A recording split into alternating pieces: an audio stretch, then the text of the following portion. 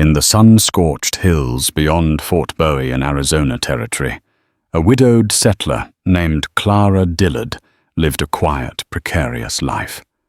She'd lost so much already, her husband to a stray bullet meant for an Apache warrior, her sense of safety to the relentless violence that plagued the frontier. But one sweltering afternoon, as desert winds whispered of fate, she found a wounded Apache raider crumpled outside her cabin. Gasping for breath, he locked eyes with her, and in a moment of unexpected mercy, she decided to save him.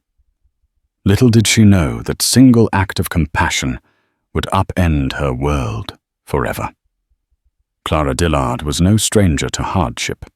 She had arrived in the Arizona Territory 5 years earlier, bright-eyed with hope alongside her husband, Thomas Dillard. They had been among the wave of settlers enticed by rumors of land grants and fresh opportunities. The local newspapers in New Orleans had touted the West as a land of promise, where a family with grit and determination could carve out a homestead and reap the rewards of boundless cattle pastures. Yet the desert had been merciless from day one. Rattlesnakes, monsoons, and blistering heat tested Clara's resolve.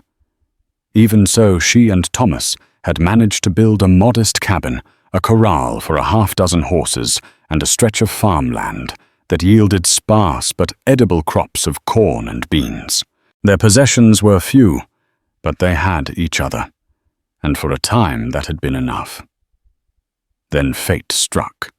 A violent skirmish between U.S. cavalry patrols and an Apache raiding party broke out at dawn one morning not more than a mile from the Dillard homestead. Clara had barely known what was happening when the first gunshot echoed across the valley. By midday, Thomas was dead felled by a single stray bullet.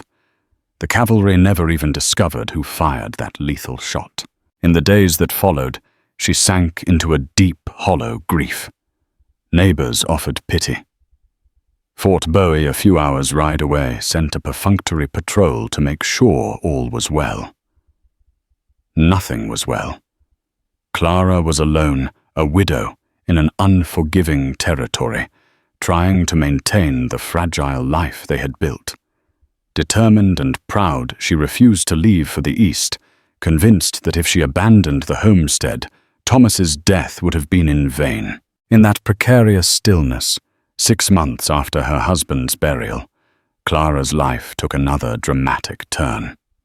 The day began with the same routines. She tended to the meager vegetable patch behind the cabin, checked the corral fence for breaks, and ensured her water barrel was full. By noon, the desert sun was unrelenting. Wisps of dust swirled across the horizon, and a dull wind carried the faint scent of distant creosote bushes. She was returning with a bucket of water drawn from the well when she saw him, a man, lying near the rock outcropping behind the house, half hidden by the brush. The figure wasn't moving. Her heart lurched with alarm. Hesitant but compelled to check, she walked closer, the bucket trembling in her hand. It was clear from his braided hair, the intricate tattoos on his arm, and the beaded necklace around his neck that he was Apache. A red stain of blood seeped through a tear in his shirt, staining the sandy ground beneath him. He lay on his back, eyes closed, breathing so shallowly that for a moment Clara thought he was dead. Her first instinct was to run back into the cabin, lock the door, and arm herself with the old rifle that had once belonged to Thomas, but a voice inside her wouldn't let her leave him there to die. Hadn't her husband been struck down, similarly, out of ignorance or fear? The memory tightened her throat. If she walked away, if she simply let him die, she felt she might betray the fundamental humanity Thomas had once cherished. So despite trembling hands, Clara set the bucket aside and knelt. She pressed 2 fingers to his neck.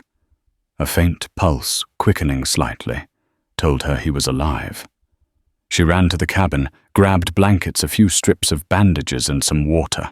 Returning to him, She began to clean the wound as best she could. The bullet had grazed his side, leaving a nasty tear that refused to stop bleeding entirely. When water touched the wound, he hissed, eyes snapping open. For a split second, fear flickered in both of them. Fear of what the other might do. But he was too weak to fight back, and Clara, driven by desperation, as much as compassion, continued to patch him up. She tore pieces of cloth to bind his side. Sweat rolled down her face in steady rivulets, though she ignored the discomfort. Finally, after what seemed like an eternity, the bleeding slowed. She helped him to his feet, letting him lean on her shoulder. It struck her that she didn't even know his name, but she couldn't speak Apache, and she wasn't sure if he spoke English.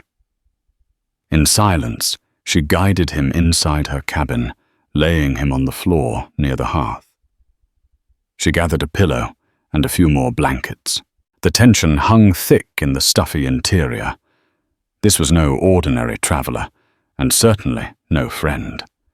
Yet neither was he an immediate threat in his current condition. The question was whether he might soon become one. For 3 days the man drifted in and out of consciousness. Clara tended to him during that time, continuing to wash his wound and feed him small spoonfuls of broth when he seemed alert enough to swallow. Her sleep was restless. Every time she closed her eyes, she imagined him rising in the night to slit her throat. Yet every morning he remained where she had left him, weakened and feverish but alive. Late in the afternoon of the 4th day, he tried to speak. "You save me," he murmured, his English, heavily accented, but understandable. Clara, in the midst of rinsing out a cloth in a basin of water, froze. His voice, while weak, was unwavering. I couldn't leave you," she said, uncertain if he could follow all her words. "I am Nantan," he said slowly, his dark eyes fixed on her. She nodded, unsure of what else to do. "My name is Clara." Silence settled over them again.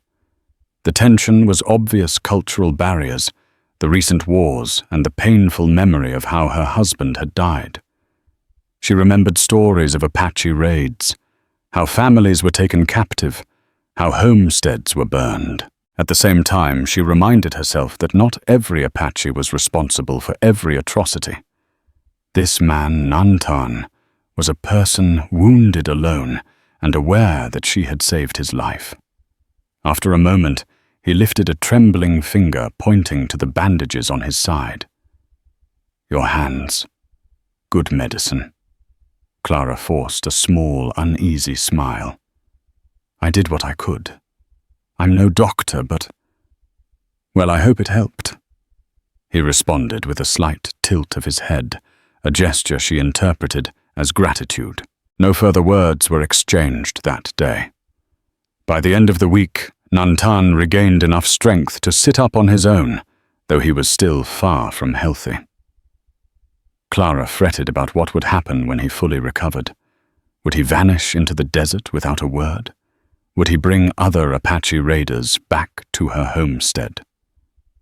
That question was nearly answered sooner than she expected. Early one morning, a 3-man patrol from Fort Bowie approached her cabin, presumably on the lookout for hostile warriors in the area. Clara's pulse spiked as she saw the glint of sunlight on their uniforms.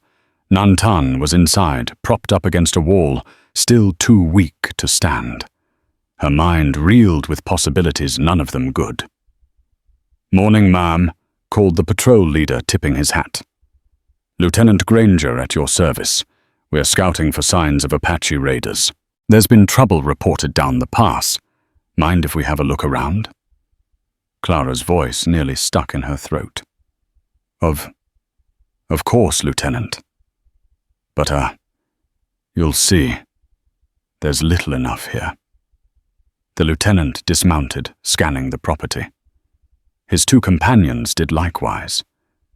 They saw no horses in her corral, as Clara had sold her last 2 mounts months ago to pay for supplies. The farm was pitifully small.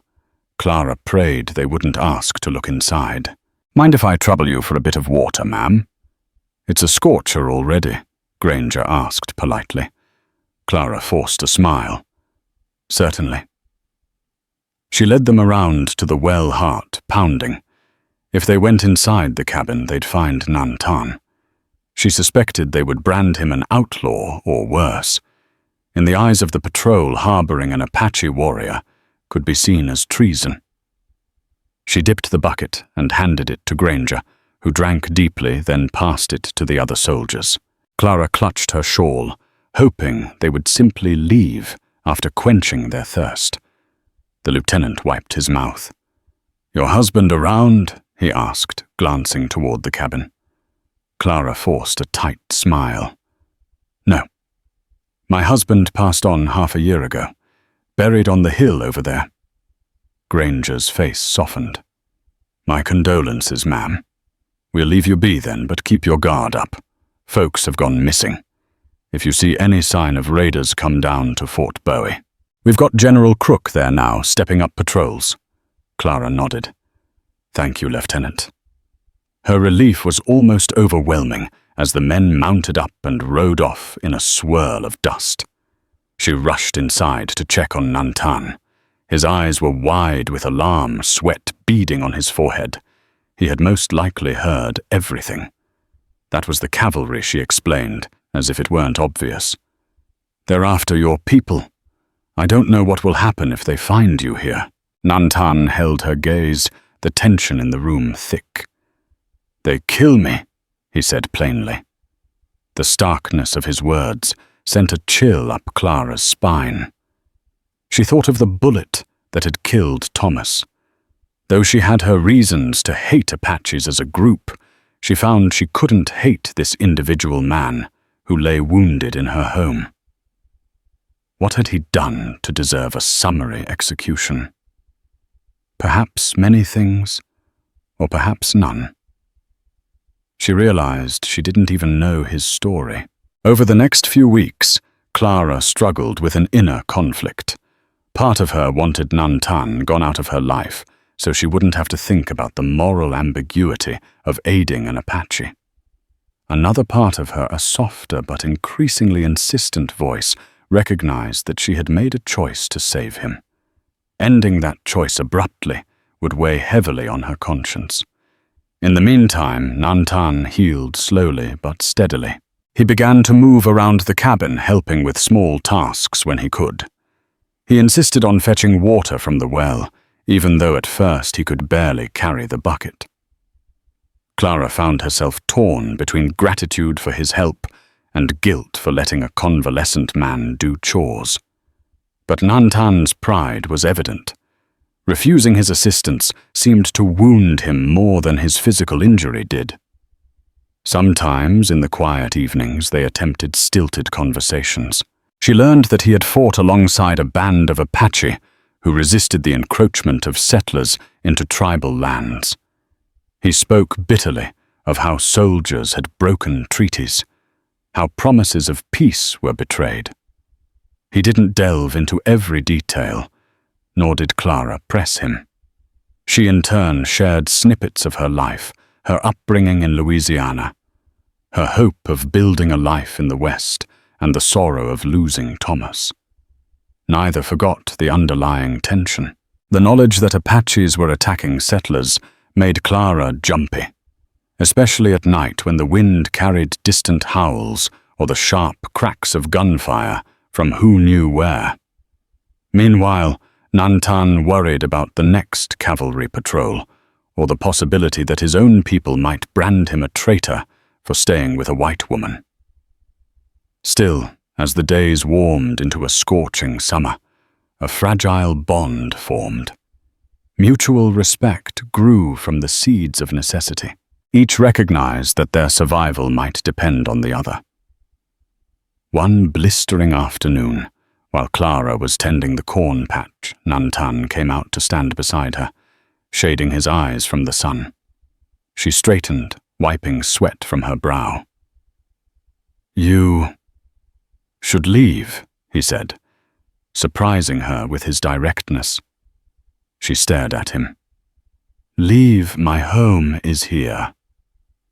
Nantan shook his head. "Soldiers come. My people come. Danger on both sides." Clara felt a flash of anger at the notion of abandoning her cabin and farmland, the only tangible reminders of her past life with Thomas. "I can't just walk away from everything I've built. Besides," she added more quietly, "where would I go?" He shrugged, wincing at the pull on his still healing side. "East to family." "My family is gone," she said, not meeting his eyes. The painful reminder of her isolation gnawed at her. "There's no one else." Nantan studied her for a moment. Then, "Prepare for trouble." He paused, seemingly unsure if he should say more. Finally, he added, "I stay. Help." She should have felt relief. Instead, a sense of dread washed over her. With Nantan remaining, the danger of being discovered by cavalry patrols multiplied. Yet letting him go alone into the desert in his present state felt like condemning him to death. Nodding slowly, she decided on a compromise. "We'll prepare," she said. "If trouble comes, we'll face it together." Trouble arrived sooner than expected. On a moonless night, Clara woke to the smell of smoke. Panicked, she scrambled out of bed. The corral fence was ablaze, flames licking at the darkness. She grabbed her rifle and rushed out the door. Nantan was already outside, scanning the shadows. Figures darted just beyond the reach of the firelight. Clara couldn't see who they were, raiders, bandits, or local rustlers. The corrals had no animals to steal, but the intruders might be after more sinister aims. A shot rang out, ricocheting off the cabin's doorframe. Clara's heart pounded. She crouched behind a water barrel. Raising her rifle, she fired in the direction of the flash. She didn't know if she hit anything, but the attackers scattered their footsteps, crunching across the dusty ground as they disappeared into the night. Working frantically, Clara and Nantan used buckets of water to douse the flames. By the time the fire was out, half the fence had been destroyed. In the aftermath, Clara sank to the ground, breathing hard. Rifle still clutched in her hands, Nantan crouched beside her, eyes scanning the horizon. "Apache?" she asked quietly, dread coiling in her chest. He shook his head. "No." "White men." He touched a smear of ash on her cheek. "They did not shoot well, but they wanted you to be afraid." Why, she whispered, but deep down she already knew. Settlers who suspected she was harboring an Apache might have decided to take matters into their own hands. Fear and rumor were a potent combination on the frontier. Nantan seemed to read her thoughts. "They know I am here." Clara lowered her head, the weight of the situation pressing on her chest. If word spread, she'd be labeled a traitor or worse. Vigilante violence was not uncommon. She had seen it happen to others. If the townsfolk thought she was collaborating with the enemy, they would show no mercy. 2 days after the midnight attack, Clara ventured into the nearest town for supplies, only because she had no choice. Her flour was nearly gone, and she had no salt left. With a constant sense of dread, she rode a borrowed mule, one of the few animals a neighbor had loaned her, along the rocky trail, toward the smattering of buildings that passed for a settlement. Stepping into the mercantile, she drew stares from a handful of rugged men inside. They tipped their hats politely enough, but she felt the weight of their eyes follow her. The shopkeeper, a gaunt man named Reuben Sims, greeted her with a tight smile. "Haven't seen you in a while, Mrs. Dillard," he said. "How you holding up out there?" "Managing," she replied, forcing a polite tone. Need some flour, salt, and bandages. Sims rubbed his chin. Bandages. You injured? Clara pressed her lips into a thin line, trying not to betray any nervousness. Cut my hand on a piece of splintered wood, she lied. Takes a while to heal, so I'd rather have some fresh linen. He nodded slowly. Heard there's been some Apache trouble around. The cavalry's on high alert. She gave a non-committal shrug. I haven't seen much of anything. One of the men behind her cleared his throat. Folks say they've spotted an Apache skulking near your place, Mrs. Dillard. That true? Clara turned to him. He was tall and broad, with the posture of someone used to intimidation. She recognized him as Bert Kelly, a rancher known for having little patience when it came to indigenous tribes. I've seen no such thing, she lied, voice steady. Kelly eyed her suspiciously, but said nothing else. Sims quietly packed up the items she requested, and Clara paid with the few coins she had left. The atmosphere in the store was thick with tension. She could almost feel her lie unraveling under their scrutiny. Yet they let her leave without further interrogation. Outside, she took a moment to compose herself, gathering the goods into the mule's saddlebags. The summer sun blazed overhead, intensifying her headache. She resisted the urge to glance over her shoulder, though she felt multiple sets of eyes burning holes in her back. On her way out of town, she passed by the local saloon. A small crowd had gathered by the porch, including a cavalry officer she recognized as Lieutenant Granger. Their voices hushed when they saw her. She kept her head high and continued onward, forcing her heart to remain calm. As she rode away, she realized that rumors were spreading faster than the desert wind. Townsfolk cavalry ranchers, none of them would hesitate to punish her if they believed she was aiding an Apache. She quickened her pace, eager to return to the relative safety of her cabin. But she knew that safety was tenuous at best. The tension finally snapped 3 nights later.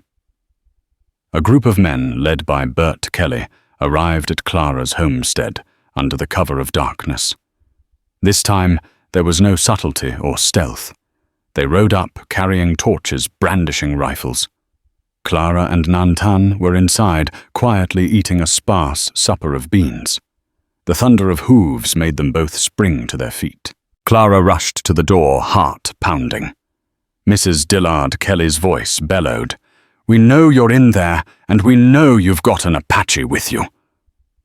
Clara's hands shook as she gripped her rifle. She glanced at Nantan, who stood tense, scanning the windows. She whispered, "Go out the back. Hide." He shook his head sharply. "No. They will burn this place if we do nothing." Clara swallowed. He was right. Kelly's men were clearly prepared for violence. "What do we do?" she whispered. Nantan's jaw was set. "We talk." With trembling resolve, Clara opened the door a crack, the muzzle of her rifle pointing out. Flames from the torches cast eerie shadows across the men's faces. "What do you want?" she called. Kelly scoffed. "We want the savage you're hiding. Don't deny it. Folks saw you treating an Apache's wounds. You've betrayed your own people." Clara's anger flared momentarily, displacing her fear. "You don't know what you're talking about," she said coldly. "This is my land, my home. You have no right to be here, uninvited." Kelly sneered. "We have every right to protect ourselves from Apache raids. If you won't hand him over, we'll do what's necessary." She aimed her rifle at Kelly's chest. "If you set foot on my property with violent intent, I'll shoot." Kelly's men shifted nervously, uncertain whether to escalate. But Kelly stood his ground. "You can't stand against all of us, ma'am. Think carefully." At that moment, The door opened wider, and Nantan stepped out, hands at his sides. The flickering torchlight revealed the defiant stare in his eyes. A hushed murmur ran through the men. Several tightened their grip on their weapons. Clara's heart pounded so hard she thought she might faint. Yet she stood resolute by Nantan's side. "He's done nothing to you," she said, voice quavering with passion. "And if you harm him, you'll have to kill me too." Kelly laughed darkly. "A savage and a traitor. Maybe we should kill both of you." Before anyone could react, Lieutenant Granger rode up, accompanied by 2 cavalrymen. "Hold it right there," Granger commanded, dismounting swiftly. "Bert Kelly, you're not authorized to conduct a lynching on this territory." Kelly spat on the ground. "We don't need your permission to protect ourselves, Lieutenant. You soldiers aren't doing your job. This Apache is a raider." Granger's gaze flickered from Kelly to Nantan, then to Clara. His features hardened. "We'll handle this matter according to military law. If the Apache is wanted, we'll bring him in. Now back off, all of you." Kelly's face twisted with rage, but he saw the unwavering stance of the cavalryman. "Fine," he muttered. "But we're not done here." With a signal to his men, he turned and rode off, torches bobbing in the darkness behind them. Granger approached the porch, removing his hat. His expression was grim. "Mrs. Dillard, I hope you realize how dangerous this is. Harboring an Apache, especially one suspected of raiding, could cost you dearly." Clara gripped her rifle tighter. "He's wounded. I gave him aid. That's all." Granger sighed. "I have orders to detain any Apache found in the area, but I also can't allow a lynch mob. My men and I will remain here tonight to ensure no one returns. Tomorrow, we ride to Fort Bowie. The general will decide what to do with him." A cold knot formed in Clara's stomach. The cavalry would take Nantan, and there would be a trial if they even bothered with one. Knowing the brutal realities of the frontier, she feared the outcome was all but certain. Late that night, while the cavalrymen stood guard outside, Clara paced her small cabin. Mind racing, she had to find a way to save Nantan from execution or indefinite imprisonment. But how Nantan, seated at her small kitchen table, seemed oddly calm. "I will face them," he said quietly. She shook her head. "They'll kill you, Nantan. For them, you're an enemy combatant." He studied her eyes intense. "Is your law always so cruel?" Clara sank into a chair beside him, resting her forehead in her hands. "We have courts and trials, but out here justice is complicated. People are afraid, especially after the raids." He tilted his head. "You? Not afraid?" "I am afraid," she admitted. "But I'm more afraid of what's become of this land, this place I once hoped to call home." They sat in silence for a moment, the only sound the crackling of the lantern on the table. Then Clara lifted her gaze, a sudden idea flickering in her mind. It was absurd, desperate, and possibly her only chance. "If you were my husband," she began, voice trembling at her own words, "they couldn't accuse me of harboring you as an enemy. You'd be a spouse with certain rights."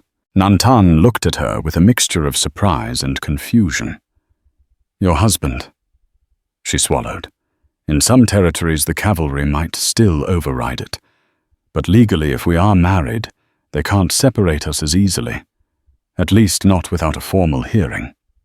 And that might buy time or force a different kind of proceeding." He fell silent for a long time. Clara's heart pounded. She couldn't believe she was proposing marriage as a way to save his life. The entire notion felt surreal, an act of madness born of desperation. Finally he spoke. "Among my people, marriage is sacred. Not something to do for convenience." Her cheeks flushed, and she lowered her gaze. "I know. Among my people, too." She paused, summoning courage. "But these are extraordinary circumstances, and I can't think of another way. I don't want to see you hanged or shot. Besides, I have no illusions that life will be easy. But maybe this can protect you." Nantan exhaled slowly, running a hand through his long hair. He seemed torn, the conflict evident in his eyes. "You would share your life with an Apache warrior." Clara mustered a small, sad smile. "I would rather that than see you dead." He placed a hand gently on hers. "Your spirit is strong, Clara. If this is our path, I will walk it with you." Tears burned in her eyes, but she blinked them away. "We have to convince the cavalry tomorrow before they take you away. We'll say, we're already married, that it happened before any suspicions arose." Nantan nodded solemnly. "I understand." Morning arrived too quickly. Clara could barely swallow a bite of breakfast, nerves on edge. Outside, Lieutenant Granger and his men prepared to escort them to Fort Bowie. Nantan stood beside her, stoic and calm, when Granger finally called them outside. Clara stepped forward, clearing her throat. "Lieutenant, I have something to say." He raised an eyebrow. "Go ahead." She took Nantan's hand in hers, a gesture that felt both foreign and comforting. "This man is my husband," she announced, voice trembling slightly. A stunned swoonce met her words. Granger's expression morphed from confusion to disbelief. One of his men snickered quickly, silenced by Granger's glare. "Your husband," Granger repeated slowly, since when Clara lifted her chin. "We had a private ceremony several weeks ago, after I saved his life.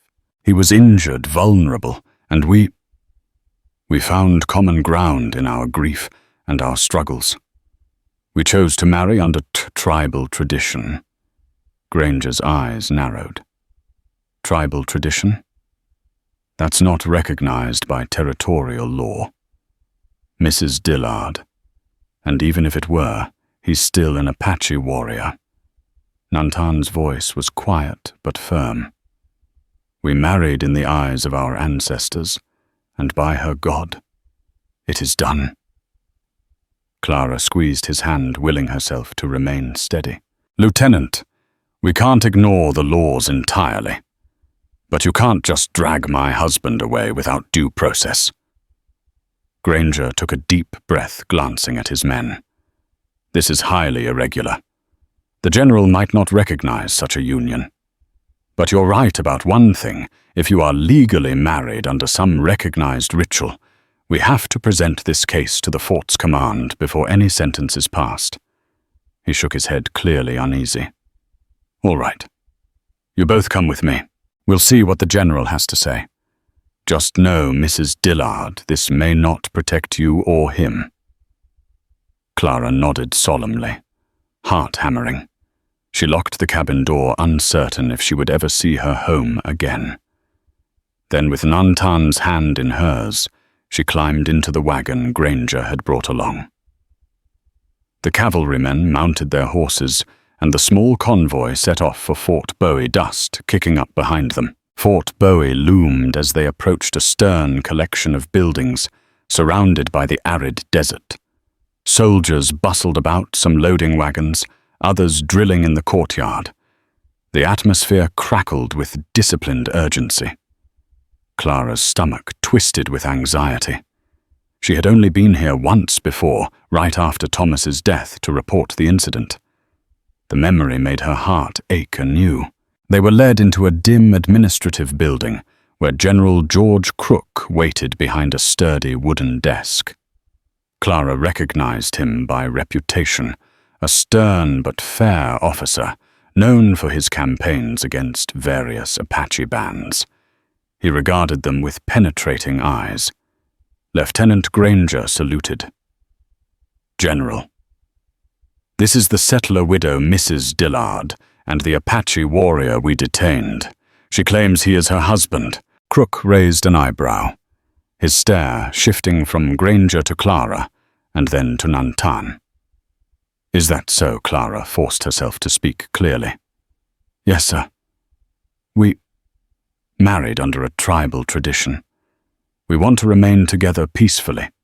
Nantan is no threat to anyone." Crook's mouth set in a thin line.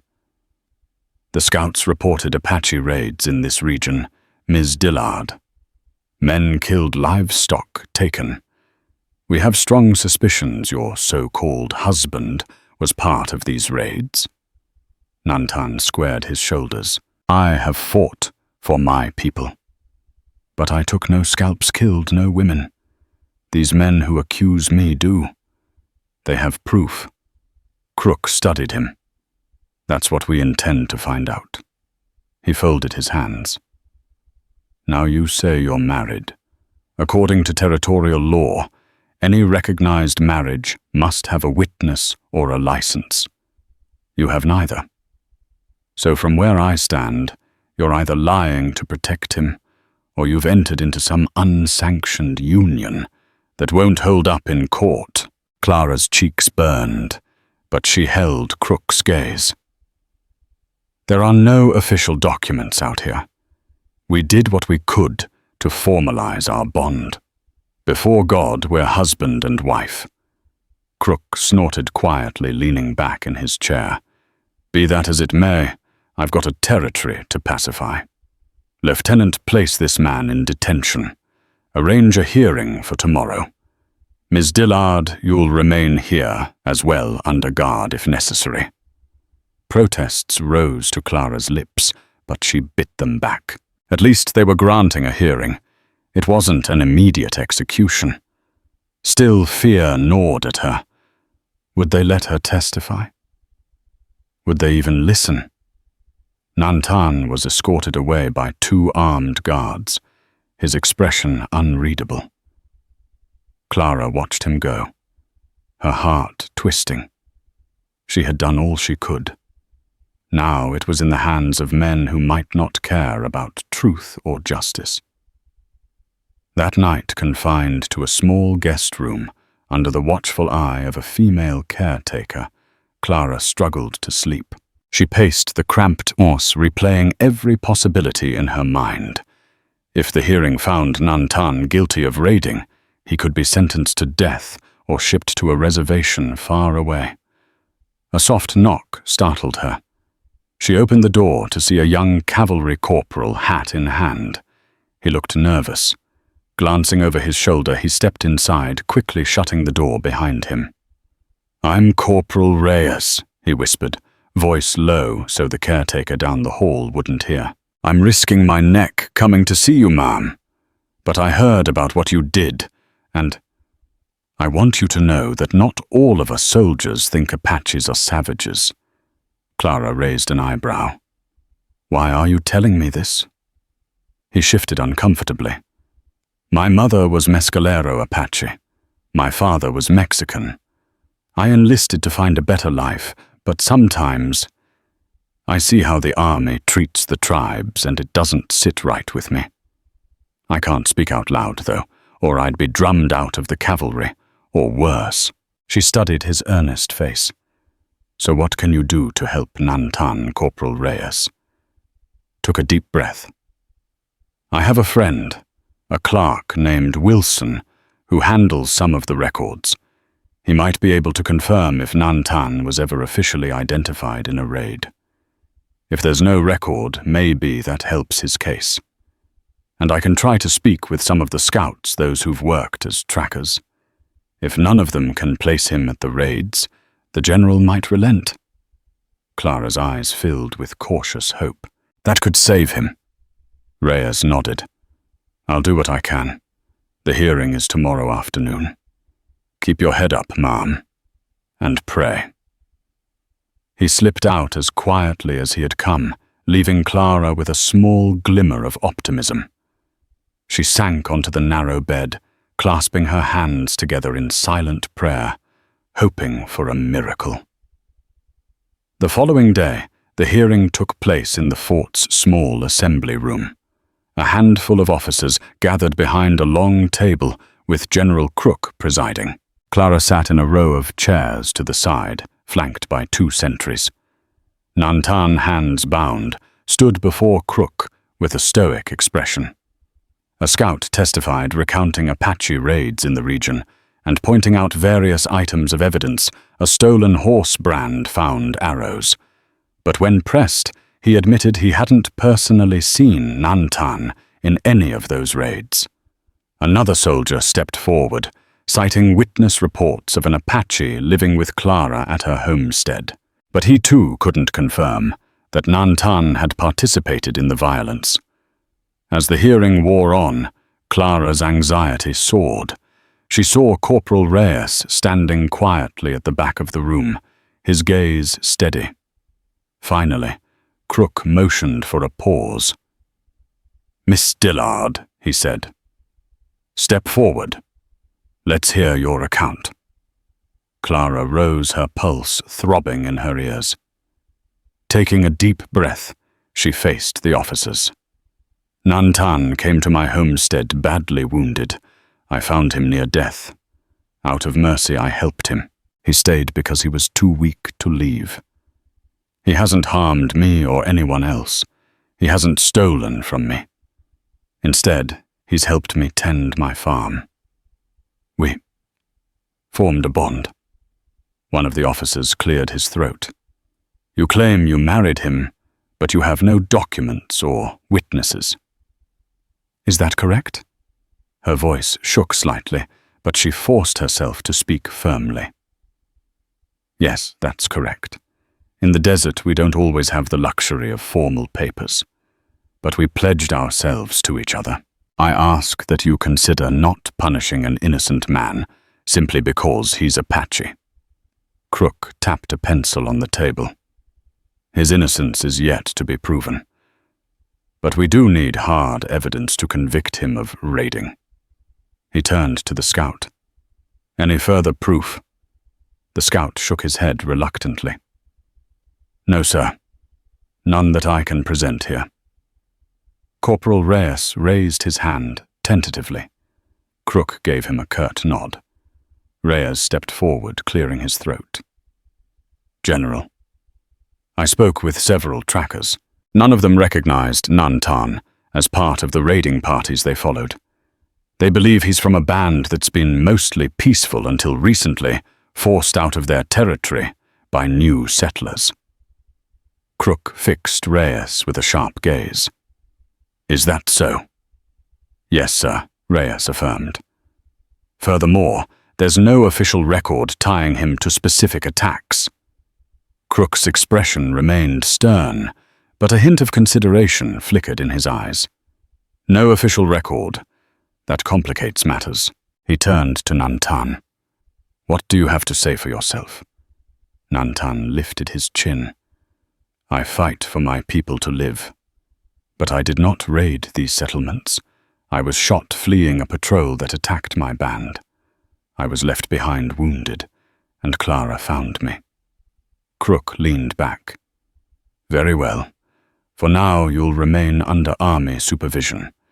But without direct evidence, I cannot in good conscience condemn you to death or imprisonment. However, the matter of your so-called marriage remains questionable.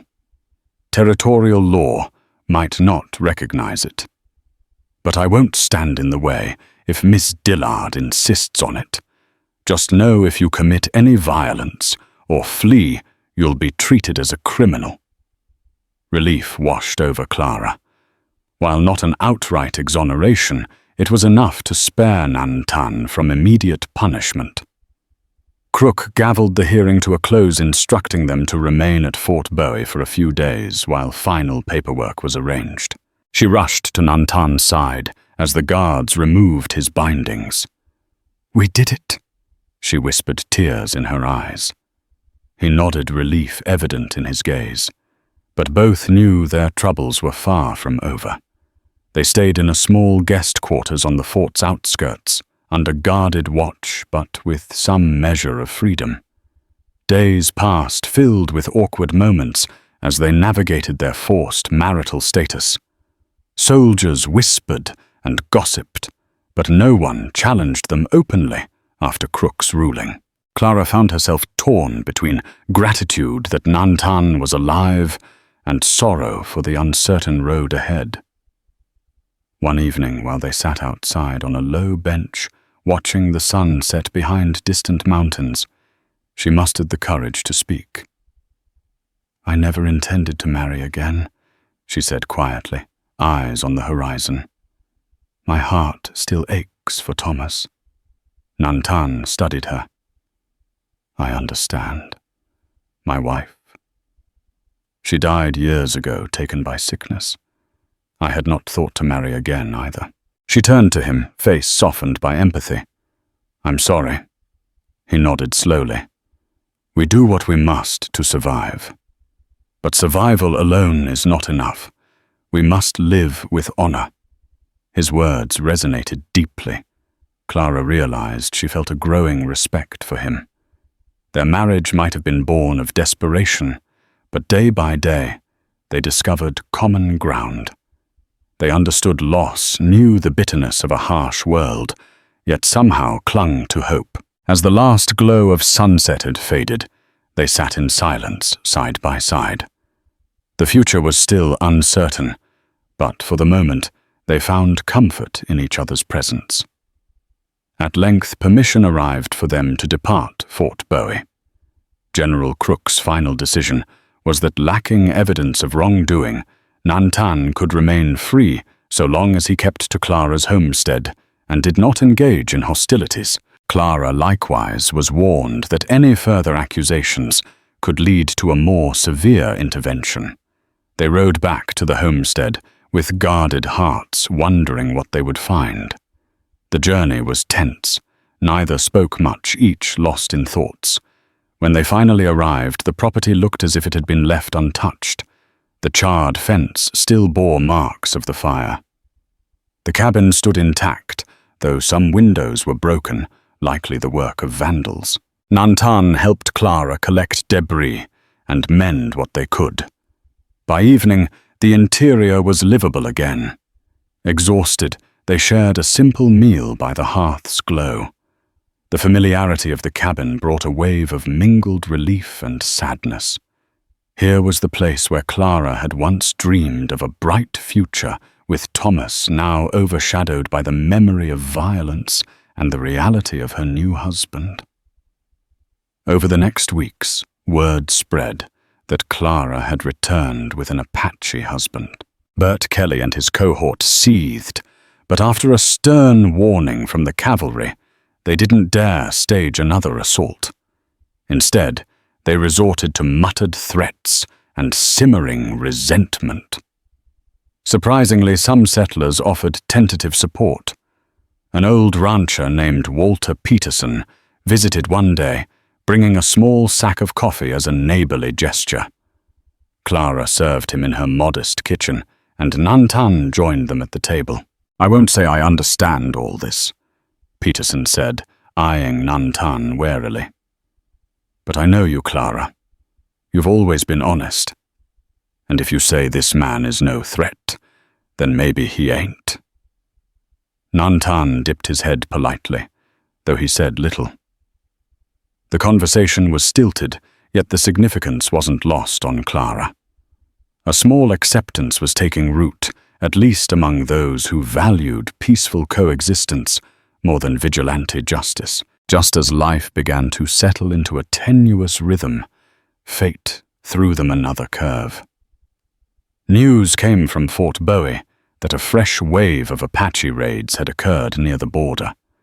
This time, the scouts reported a band led by a feared warrior named Lozan, notorious for his ruthlessness against settlers.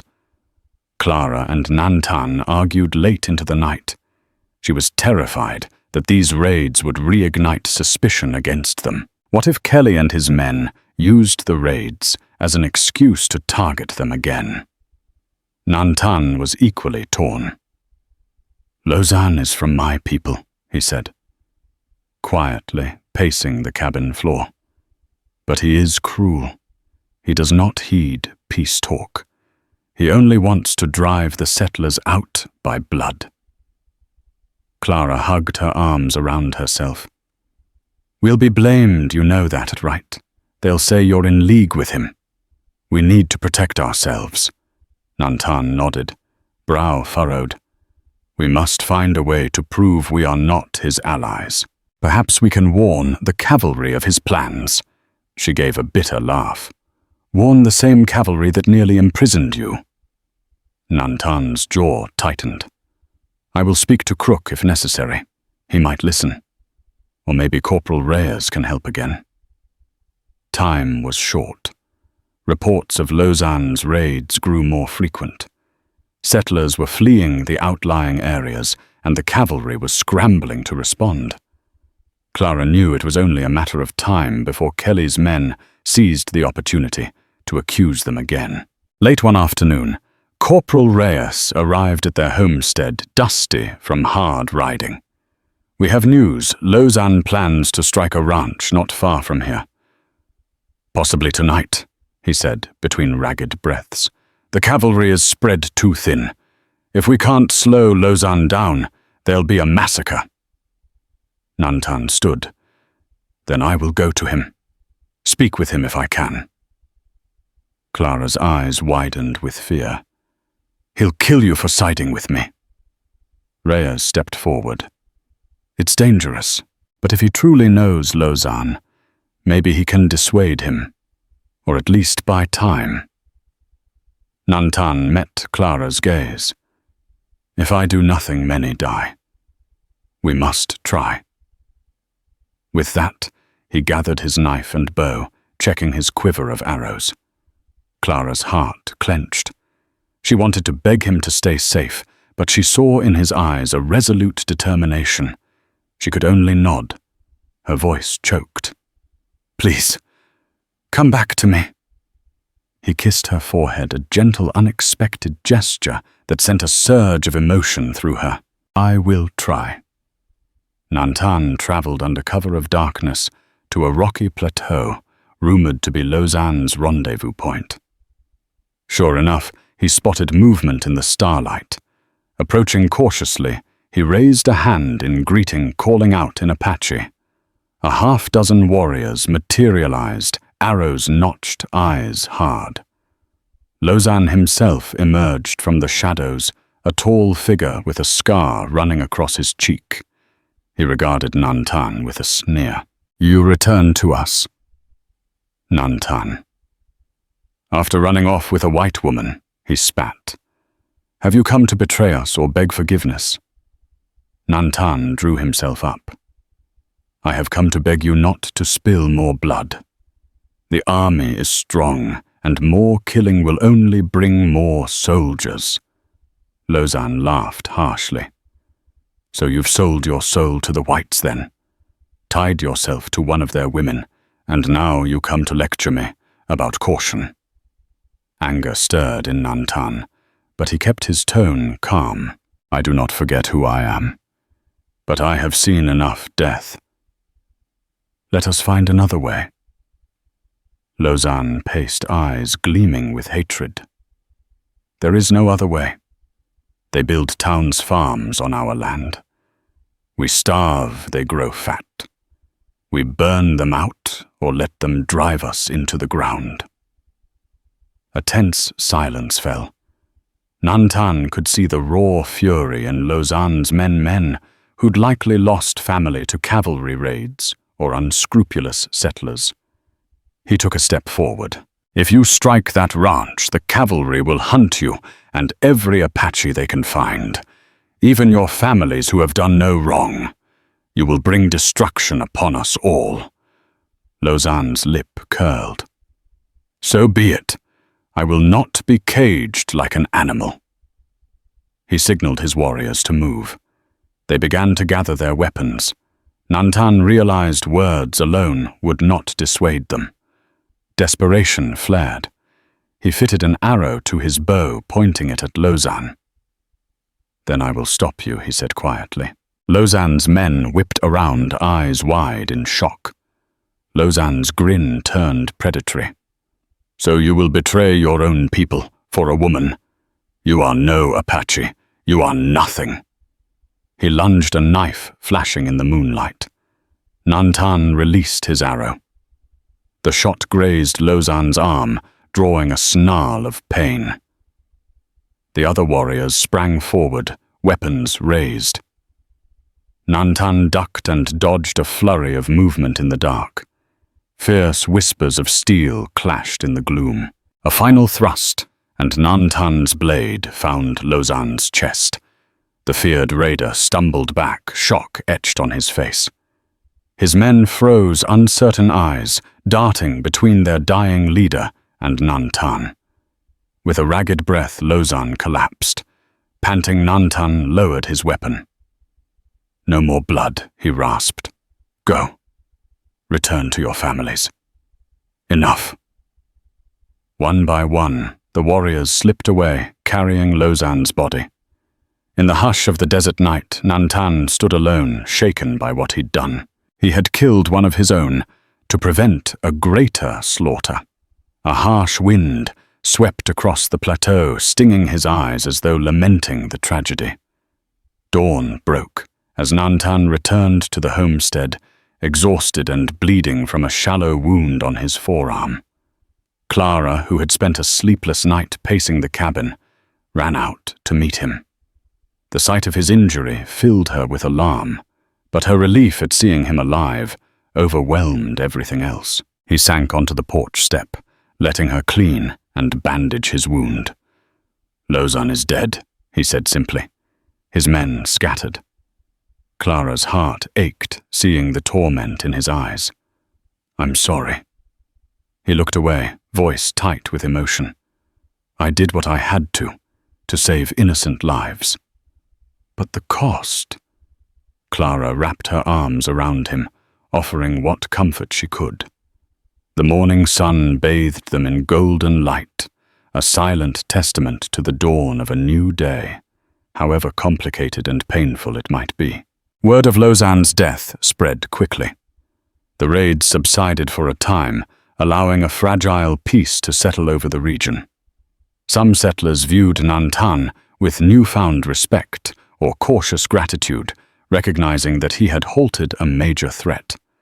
Others continued to resent him, suspicious of an Apache in their midst.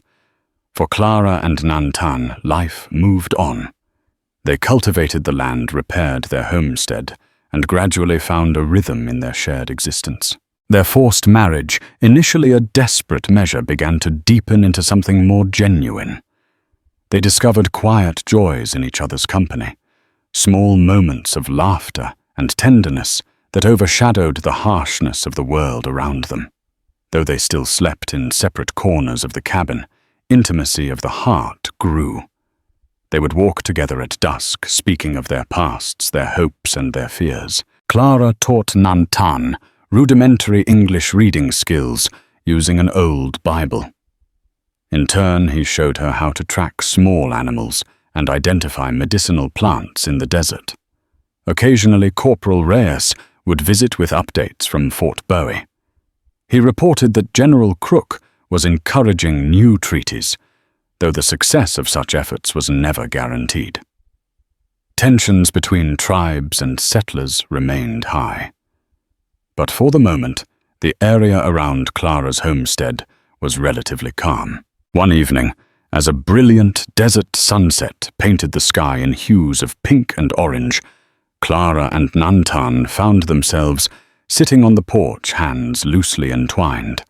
The warmth of the day lingered, though a gentle breeze signaled the oncoming night. "I used to dream of having children out here," Clara said softly, her voice tinged with wistful sadness. "Thomas and I, we wanted a big family." Nantan's grip tightened slightly. "Would you want children now?"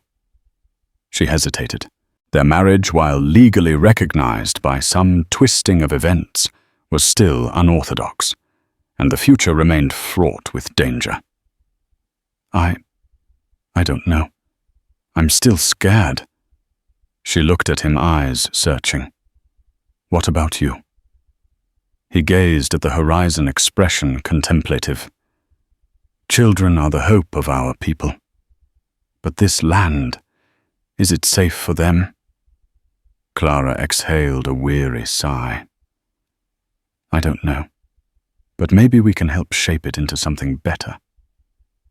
One day, she rested her head on his shoulder, and in the dying light they drew solace from each other, aware that their union, once forced by circumstance, was evolving into a genuine partnership. Love, fragile and uncertain, took root in the cracks of hardship. As summer stretched on, the harvest season approached. The desert nights grew cooler. Clara and Nantan worked side by side, coaxing what crops they could from the arid soil. Though the yields were modest, each ear of corn, each bean plant, represented their collective effort. When the cavalry patrols rode by, they no longer stopped to interrogate them. Townspeople still cast suspicious glances, but some also offered nods of acknowledgement. Bert Kelly remained a smouldering presence in the background, but after a stern warning from General Crook, he kept his distance. Though challenges persisted, a new normal emerged. In that normalcy, Clara felt something she hadn't in a long time. A sense of belonging, not just to the land, but to Nantan. Their unconventional marriage, born in desperation, had grown into a bond forged by shared trials and mutual devotion. They might not have a preacher's blessing or a judge's certificate, but in their hearts and in the eyes of many, they were husband and wife. One evening, after finishing the day's chores, Nantan presented Clara with a small pouch. Inside lay a slender turquoise stone, polished smooth by a river's current. My mother gave this to me when I was a child, he said, voice gentle. It was meant to protect and guide. Now I give it to you. Tears sparkled in Clara's eyes as she took the stone. She closed her hand around it, pressing it to her heart. Thank you, she whispered, overwhelmed by emotion. They stood there in the golden wash of sunset, two souls from different worlds united by circumstance and at last by something akin to love. And so ends the tale of Clara Dillard and Nantan. Two souls thrown together by the harsh winds of the Arizona frontier. Born of desperation and nurtured by shared adversity, their marriage defied the expectations of a world scarred by fear and conflict. In saving each other, they uncovered a fragile hope, a promise that kindness could blossom in the most barren of soils, and that respect could cross the widest of cultural divides. If this story of redemption, love, and unbreakable spirit moved you, don't forget to like, share, and subscribe. By supporting stories like this, you help preserve the rich tapestry of our past, reminding us all that compassion can triumph over hatred, and that courage can light even the darkest roads ahead. Thank you for listening, and may you carry this frontier legacy of hope within your own hearts.